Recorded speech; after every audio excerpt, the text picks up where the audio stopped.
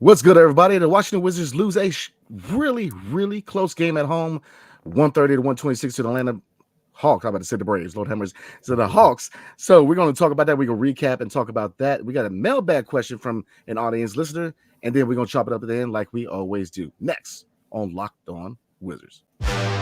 You are Locked On Wizards, your daily Washington Wizards podcast. Part of the Locked On Podcast Network. Your team every day.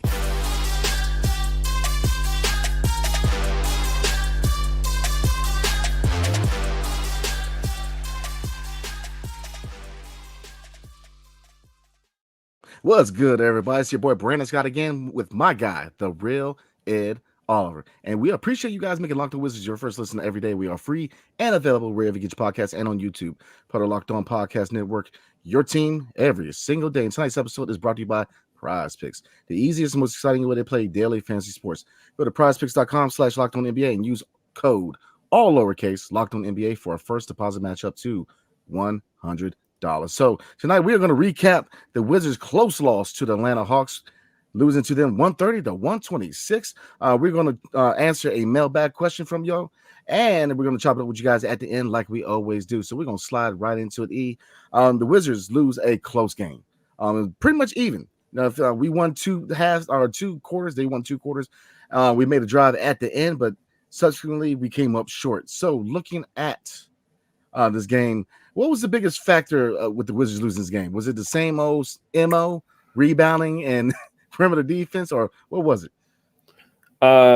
It's so many things, so many ways you could go with this. I would say, other than the 3-point shooting, Kuz shooting 18 threes, which is insane. And I think it was a record. Like, he shot more threes than what Gilbert Arenas shot. I think the most threes in a game that Gilbert Arenas shot was 15. Yeah. And Kuzma shot 18.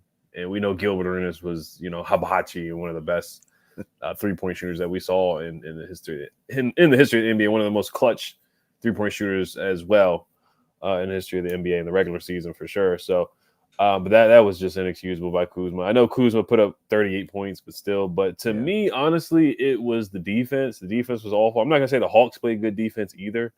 Once again, the Wizards were up by 15. They were up by 13 at one point very early in the game. So it's not another 15-plus lead that was blown, but and they allowed 4 guys to get double-double. So rebounding, we got dominated on the boards 58 to 42. Points in the paint, we actually won that, but we couldn't stop anybody. This was another game where we couldn't guard a parked car, couldn't guard a stop sign. Trae Young put up 40. He got to the basket pretty easily. He did whatever he felt like doing. He was getting penetration. He had 13 assists. Very easily. Capella ended with 17 boards, 11 points. Jalen Johnson, 24 points and 13 boards. Sadiq Bey, 11 points and 11 boards. DeJounte Murray ended up with 32 points. Now, I know the Hawks only played 9 players, but still it's inexcusable. Yeah. To let, four people end up with double-doubles and then one guy hit 40, another guy hit 32. That's just inexcusable. It's just terrible defense right there. So they couldn't stop anybody. That was the one thing. They couldn't get stops. They couldn't stop Trae from getting into the paint. DeJounte Murray. Same thing with Capella, same thing with Jalen Johnson. So defense was terrible, and then the shot selection did not help them either. Putting up that many threes is inexcusable. And then looking at their numbers from the 3-point line, 17 for 53, 32%. Why do you keep settling for threes over and over again? You shot 53 threes, you only made 17. Something's got to give. If you're not hitting threes like that, you got to start getting to the basket, because Denny did a good job of that. Yeah. Last game where he had 23 and 11 boards.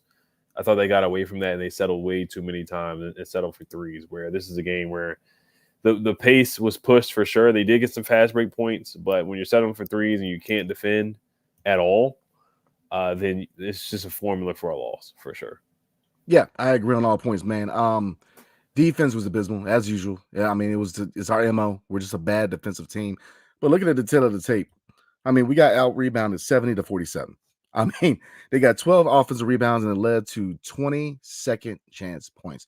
That continues to be an issue where we allow them to extend their possessions. And even if we get a defensive stop, our inability to get a rebound extends possession for them and they end up hitting the shot.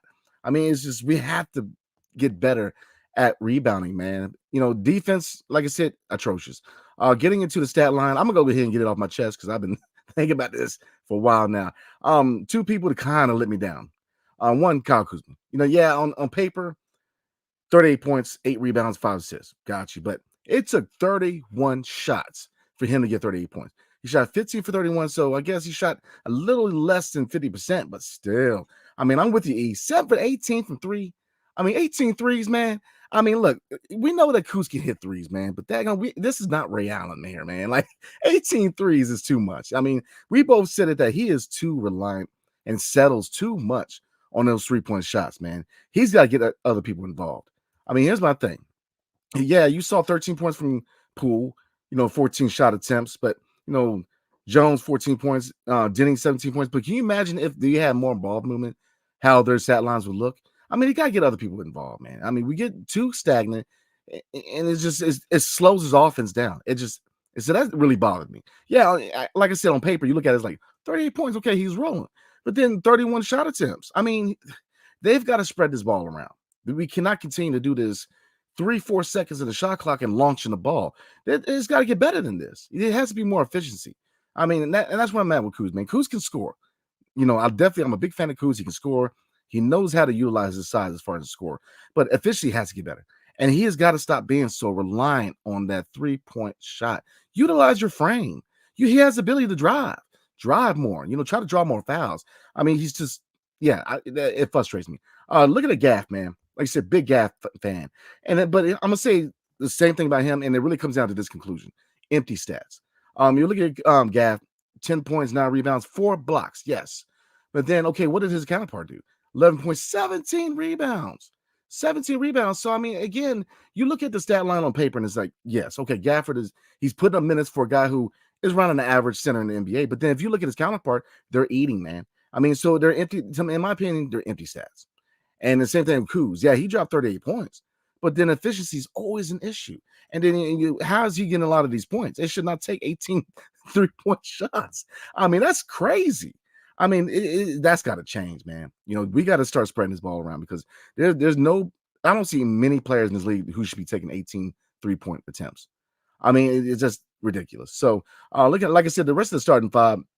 Tyus did what he did, 14 points, 8 assists. His assist numbers continue to look solid. I love what I see from Tyus Jones, especially if you look at the defensive end for the starting 5. Tyus Jones got 1 block. Poole got a block. Denny got a block. Gaff got 4. So they're definitely active in passing lanes, but that's about the only activity you see on the defensive end, honestly. So, I mean, looking at Jordan Poole, look, underwhelming. I mean, only 1 for 7 for 3, 6 for 14 for the field, 6 assists. So, he definitely was trying to create for others, 13 points. But Denny continues to the second game in a row where he looks really, really good on the offensive end. 17 points, 12 rebounds, leading all Wizards in rebounds, 2 for 6 from 3. But like I said, he is less hesitant to take that shot. And then we're looking at the bench real quick. Mike Muscala, again, another player who is definitely boosting their trade value. 10 points, including 2 for 5 from 3. 4 rebounds. Shannon, 4 points, but then Corey Kispert, he's that shooter. But then, like we always say, when his shot's not dropping, he finds other ways to get active, and he was very active driving and cutting the lane, 15 points. So overall, I feel like they fought, and that's what you want to see, especially we talk about culture, fighting hard, trying to win. You see them fighting. It was a good fight against a divisional opponent. I feel like it was a winnable game, but I mean, again, is there somewhat of a talent gap? Yeah. I mean, Jalen Johnson, another guy who a lot of people were saying we should have been a guy we drafted. I hate to be the dead horse, but he was rolling. I didn't know he could play like that. I mean, Jalen Johnson, man, he was playing some good basketball. 24 points. I mean, DeJounte Murray 32, and then Trae Young 40. So, like you said, if you look at their bench only produced 12 points. So, I mean, their starting 5 was the star of the show, and they did their job. They came in and they cooked us on the perimeter. And so, again, we can talk about what needs to be fixed, but I don't think anything's really going to be fixed because the MO is we're a bad defensive team and we're a bad rebounding team. And I don't see that changing. Now, looking at a lot of the minutes, a lot of things are going to change at the deadline. You know that. A lot of these guys are going to be gone. You're going to see a lot younger team, and hopefully after the deadline, this fight stays with the team. I want to see them fight hard, but they fought hard, but ultimately I believe that the talent gap, and they were just a better team, in my opinion. I mean, they're not that much better, but they got real talent on that team, and it tested our defense. So, yeah, that's why I'm mad at you. Yeah, pretty cut and dry. I mean, the Wizards were the worst rebounding team in the league. I want to see just want to make sure I'm looking at the stats here to make sure that they are. I don't want to give out false information, but I think everybody gets the point. They're one of the worst. Yeah, total rebounding, they're 30th in the league in rebounding. Defensive rebounding, they're 27th. Offensive rebounding, they're 29th. It's just one of the worst rebounding teams in the league. Basically the worst. But yeah, shot selection and defense is the tail of the tape in this one.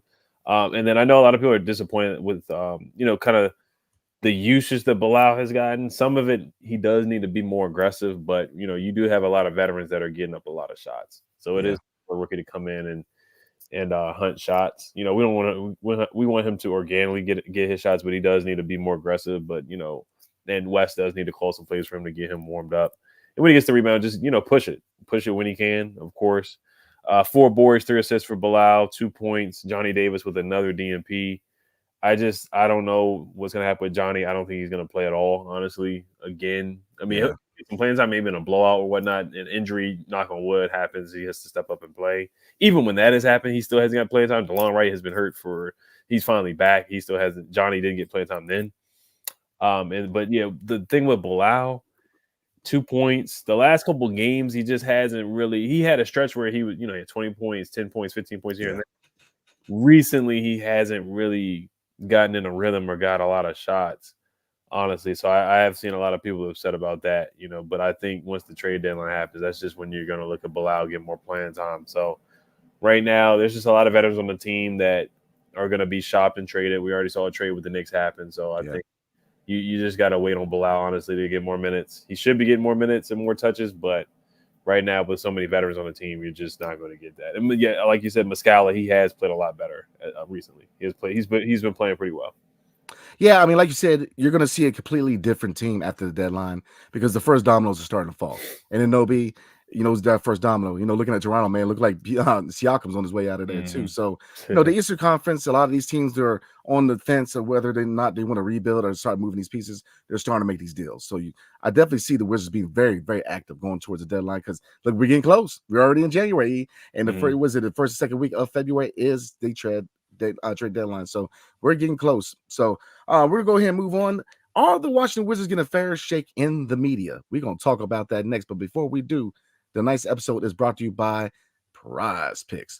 Now, what is PrizePicks? You probably wondering. Well, it's the largest daily fantasy sports platform in North America. They are the easiest and most exciting way to play daily fantasy sports. It's just you against the numbers. Instead of battling thousands of other players, including pros and sharks, you pick more than or less than on 2 to 6 players and their stat projections and watch the winnings roll in.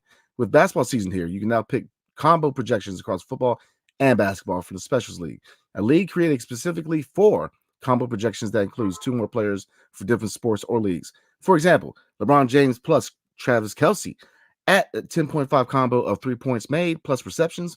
You might have to take that, right? Want to play alongside some of PrizePicks' favorite players like rapper Meek Mill and comedian Andrew Schultz? You can do that. You can now find community plays under the promos tab of the app to view entries from some of the biggest names in PrizePicks community each week.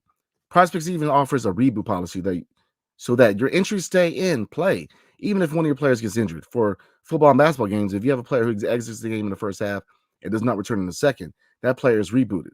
PrizePicks is the only daily fantasy sports platform with an injury insurance policy. That is huge. So all you got to do is go to prizepicks.com/LockedOnNBA and use the code LockedOnNBA for our first deposit match up to $100. And again, all you have to do is go to prizepicks.com/LockedOnNBA and use promo code LockedOnNBA for our first deposit match up to $100. And Locked On has launched the first ever national sports 24/7 streaming channel on YouTube. Locked On Sports Today is here for you 24/7, covering the top sports stories of the day with the local experts at Locked On, plus our national shows covering every league. Go to Locked On Sports Today on YouTube and subscribe to the first ever national sports 24/7 channel. So this question is from a listener and a viewer on YouTube, and it is at IKnowBall8776, and they asked this: do you think the hate we are getting is warranted, and that our players are growing up, or do the media is blown it out of proportion? And it kind of, if you look at a couple of examples, kind of support this question. I know it's a video where it shows that Denny made a play and he high-fived everybody but Jordan Poole, even though he turned around and gave him a high five. There's always been rumors about them having an issue. Kyle Kuzma throwing shade on the Detroit Pistons, which kind of ironically is kind of the pot calling the kettle black in this situation, considering our record. But So there's been a lot of TMZ-like issues with this team, considering, we're a lottery team. So, I mean, what do you think about that question, E? Do you think we're unfairly targeted in the media, or do you think we really don't do ourselves any kind of favors? Yeah, I don't. Kuz should have kept that comment to himself, saying, "Don't be that team losing to the Pistons," when we basically kind of are that team. I know we beat the Pistons, but still, we have no room to talk. We are the second worst team in the league, and only 5 wins, and we find ways to blow 15-point leads all the time. We're the worst rebounding team in the league, one of the worst defensive teams in the league. So we have no room to talk. We were waving a white flag in the beginning of the season, like just sitting our starters in the third quarter or the start of the fourth quarter. We literally gave up almost 60 points to Joel Embiid. So we have no room to talk. And we just gave up 40 points to Trae Young, 32 to DeJounte Murray. Last night, Kuz just shot 18 threes. So, yeah, he has no room to really joke anybody at all. Now, I know he got back at his arch nemesis, Dinwiddie. I was happy about that. Dinwiddie looks, I'm not going to say he looks like a homeless man, but, he looks like he's 50 years old with his beard and his bush. It looks like he hasn't got a haircut in like 2 to 3 years, So I was happy that we beat Dinwiddie. I was very excited about that. But still, Kuz, he shouldn't be saying stuff like that. I know he's having fun or whatever, but he's on Twitter a lot. Yeah. But, yeah, that's something you want to leave that alone, because we're really not that far off from the Detroit Pistons. We're basically fighting with the Detroit Pistons for the worst record in the league, so we can get another draft pick. I mean, that's just how bad we are, and how bad the Pistons are. Now, as far as Jordan Poole, I do feel like a lot of sites and pages, and especially on Twitter, there's NBA Hater Central. There's a page on that. There's a Twitter site or Twitter page. Of course, all like the big Twitter NBA pages. Anytime he makes a mistake, they post it very quickly. They want to laugh and make it a Shaq and a fool moment. Now, I'm not saying that Jordan Poole's innocent, but at the same time, yes, they do try to make a lot out of nothing with Jordan Poole. Same thing with the Denny thing with Jordan Poole, where they said he didn't dap him up, but he clearly turned around and dapped him up. So, yes, the media definitely is hunting and fishing and looking for different ways to bash the Washington Wizards for sure. Any chance they get. And Jordan Poole, he's an easy target. He was a target on the Warriors too. A lot of people look for him to make mistakes and different things like that, and paint a picture and narrative about him for sure. So they definitely have continued to do that here for sure with the Wizards. And the Wizards are not. They're 6-26. The Pistons are 3-29. So. Yeah, the Wizards are an easy target. They're trying to, in the whole comments with Patrick Beverly on his podcast, saying the Wizards have no direction and saying that the Wizards are terrible and stuff like that. So that's what the national media is. And some of it is true, but to say they don't have a direction, they clearly have a direction. Their direction right now is to lose as many games as possible, get draft picks, collect assets. They're going to make a lot of moves coming up at the trade deadline. But to answer the question, the hate that the Wizards are getting, is it warranted? I don't think it's warranted. I do think Jordan Poole still has some maturing to do. I think that is true, and he's gotten better with that. Like, you see him paying attention in the huddle. The whole video of him not paying attention in the huddle, that was blown up. Yeah, which he was wrong in that situation too. So yes, I think, to answer your question, I think some of it there is some maturing to do for sure. But I do think the Wizards are an easy target right now. Yeah, I agree. I think they're an easy target. I don't want to hear anything from Pat Beverly, man. I mean, he cried when he won a playing game, so I really don't hear much from him. But they don't do themselves any favors either. You know what I mean? Yeah, you can point out a lot of those issues are definitely, or those situations are overblown. I agree with that, but they definitely don't do themselves any favors. And I look at it, this is where leadership comes in, man. Somebody's got to get everybody to focus.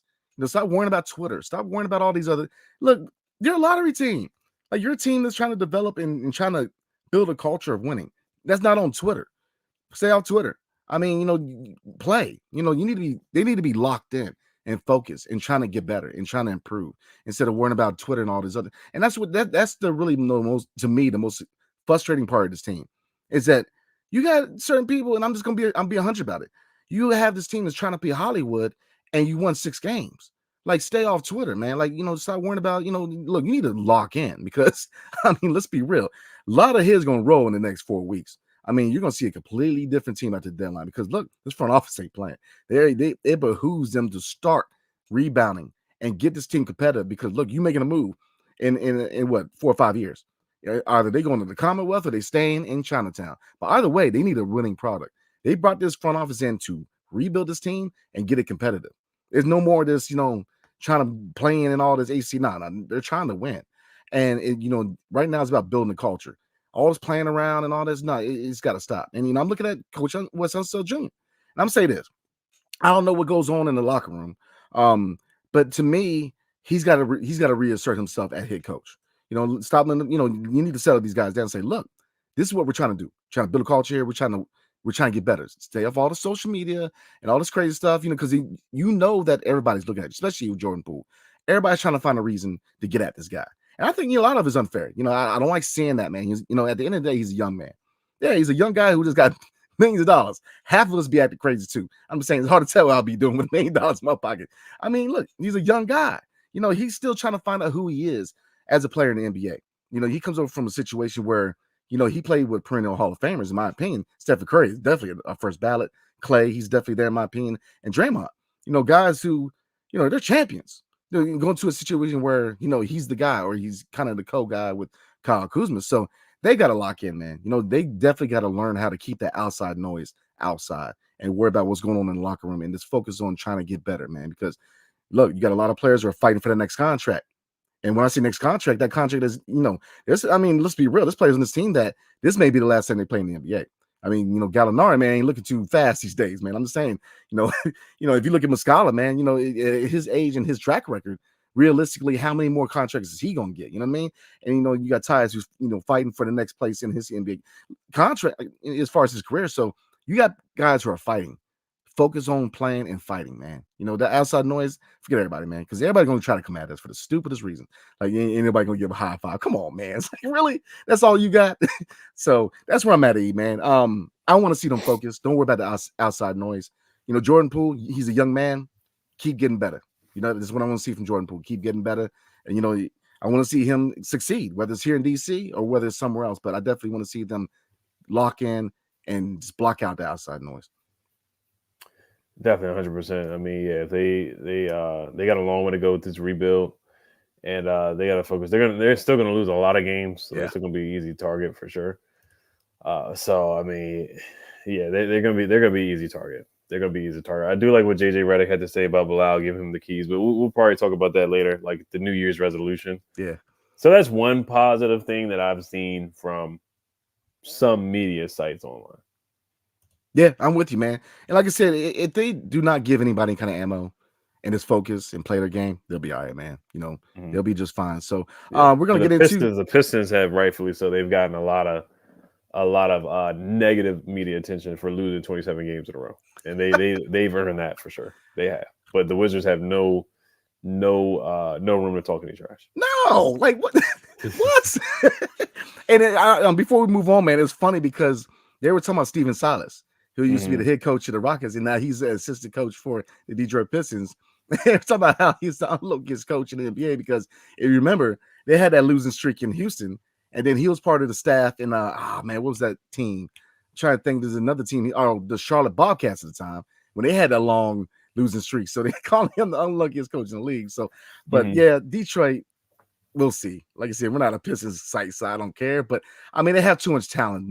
They got to figure something out. And then the same thing with us, man. We have a lot of decisions to be made, especially with the trade deadline coming up. But I think we're gonna be all right. We definitely going to get a lot of playing time for these young guys going forward after the deadline. So we're going to get into comments, and we're going to read some comments from you guys. But before you do, my man E is going to talk to us about FanDuel tonight.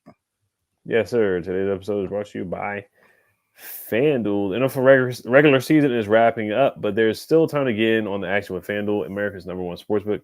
Right now, new customers get $150 in bonus bets guaranteed when you place a $5 bet. That's $150 in bonus bets, win or lose. The app is so easy to use, and there are so many different ways to bet, like live same-game parlays.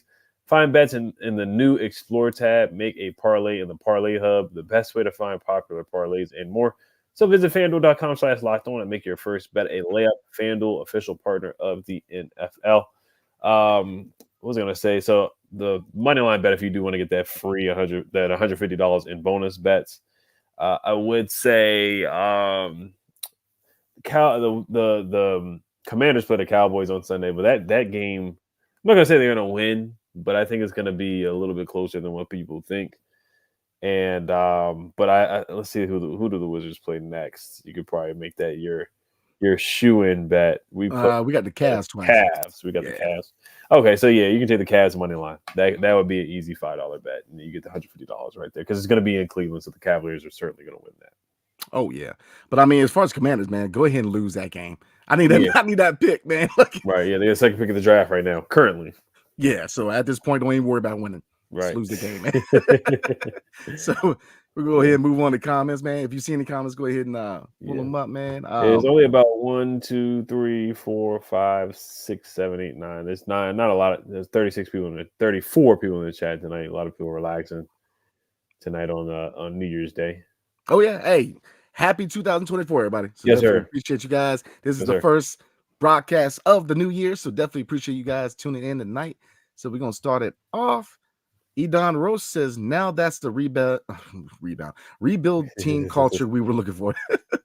Fight hard until the end. I agree with you. You know, you see a lot of fight, but it has to be a consistent fight. You know, it's a rebuild. I get it. We're not going to be very good, but you want to play hard, play to win. Even if you're not the best team, you want to fight to the end. I just want to see it on a consistent basis. You know, there's teams, or there's times when you see them fight hard, and then the next game we get totally blown out and everybody's checked out. So I want to see it done on a consistent basis, but I totally agree. Mm-hmm. Fight hard until then. Yeah, they usually do that. A lot of times they'll put the bench in and they play hard and try to come back. Now this time the starters were in. I thought the bench kind of did a good job. Corey Kispert, Muscala, that lineup. It was DeLon right in there too, wreaking havoc and trying to play hard. Of course, Trae Young still put up a lot of points. But I thought the bench lineup, they played pretty hard in the start of the fourth quarter to kind of bring somewhat of a comeback, somewhat of a comeback. And then Daniel Gafford, he had a couple blocks towards the end that did lead to fast breaks where he blocked. I want to say it was Capella, one block that started a fast break. Kuzma had a wide open dunk, and then somebody else had a wide open layup because Gafford had a couple blocks towards the end. Gafford had a putback on one of Kuzma's missed threes, a putback dunk towards the end. So it was too little, too late, way too late. The score is not 100% indicative of how the game went, because they were down 187 at one point and they came back. But the Hawks, they kind of dominated the game except for really like the first quarter. Yeah. I mean, there was fight, but it's always at the worst time.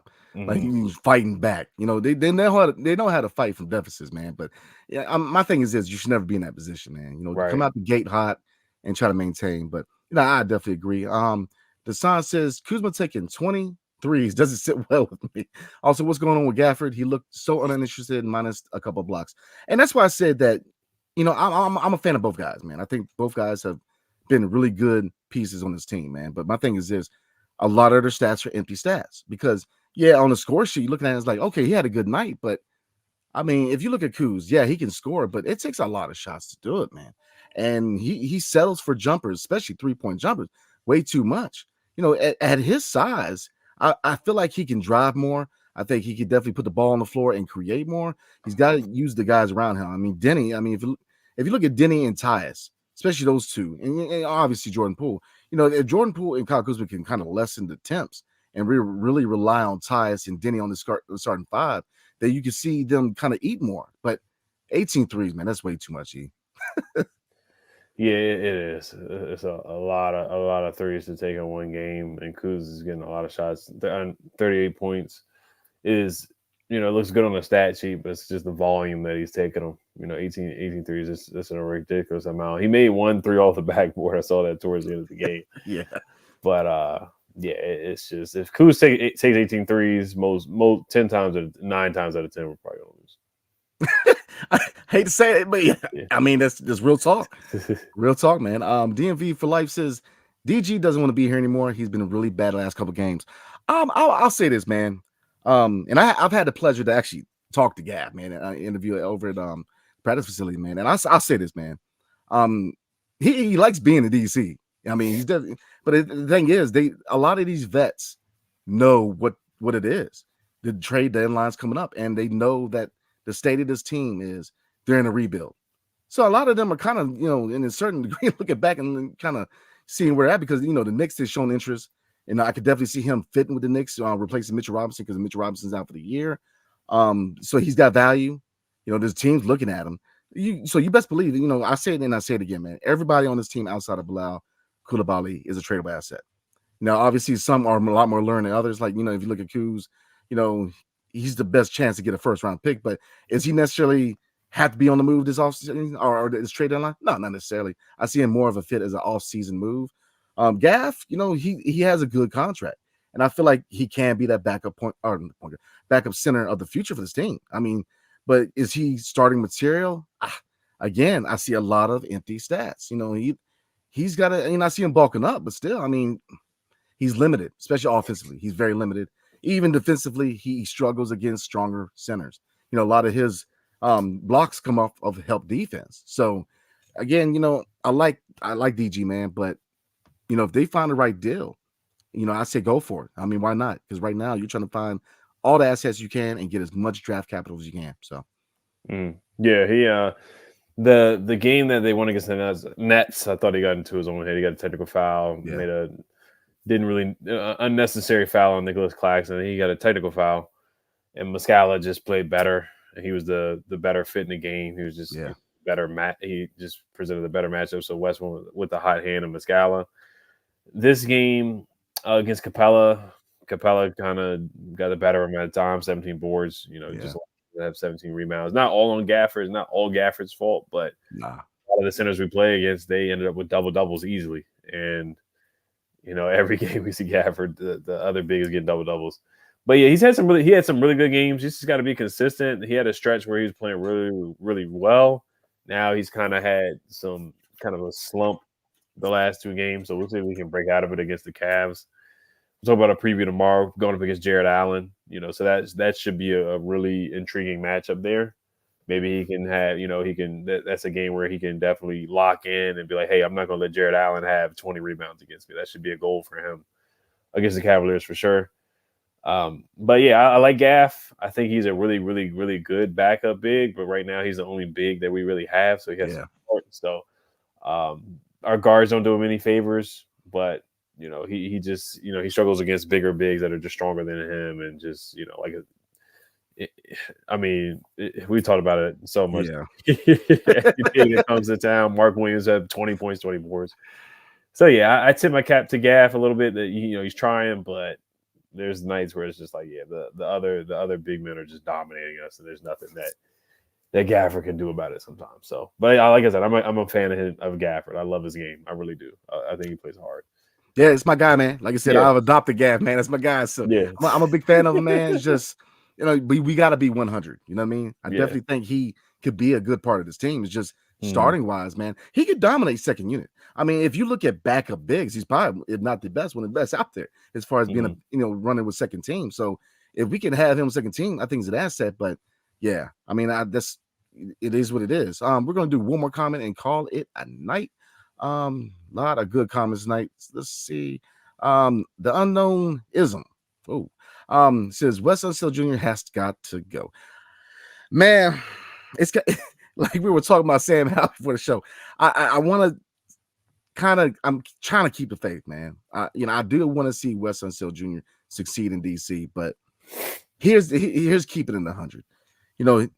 He was brought in to be a defensive-minded coach, and the defense has not been that good. It's gotten worse than it was under Scott Brooks, and I'm running out of reasons to see where you know what I mean. The lack of adjustments. Now, I mean, there's times where he does all right, but I kind of like Gaff and being a backup at this point.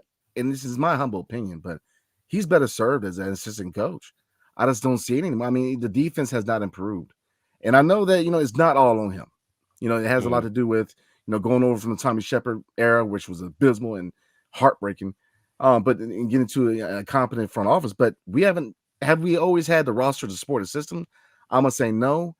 But the lack of adjustments after the half is definitely on him. So, I mean, what do you think? I mean, at this point, where are you at with Wes?